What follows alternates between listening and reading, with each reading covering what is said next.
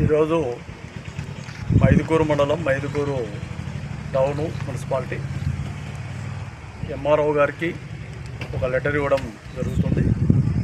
స్థానికంగా మైదుకూరులో ఉండే 4 రోడ్ల కూడలి నందు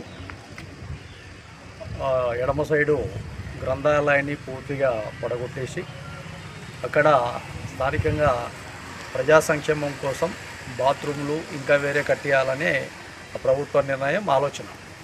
అయితే ఇక్కడ ఉండే ఈ పనిచేసే శ్రామికులు అక్కడ కొన్ని 3 కుటుంబాలు చెప్పులు కుట్టుకుంటూ జీవిస్తున్నారు. ఒక 3 కుటుంబాలు కుండలు అమ్ముకుంటూ బీగాలు తయారు చేసుకుంటూ తాళాలు కొన్ని స్పానర్లు వగైరా అమ్ముకుంటూ రిపేర్ చేసుకుంటూ జీవిస్తున్న కుటుంబాలు, ఒక ఎస్సీ కుటుంబాలు 3, బీసీ కుటుంబాలు 3 ఉన్నాయి.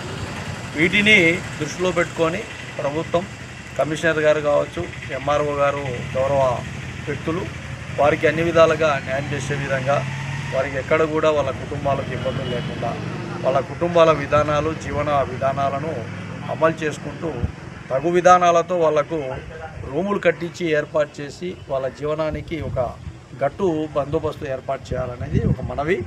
చాలా ఏళ్ల నుండి అదే రోడ్డుపైనే వాళ్ళు రకరకాలుగా జీవిస్తూనే ఉన్నారు. ఆ విషయాన్ని కూడా పరిగణనలోకి తీసుకోవాలని కూడా మన ఎంఆర్ఓ గారికి ఈరోజు లెటర్ ఇవ్వడం జరుగుతుంది.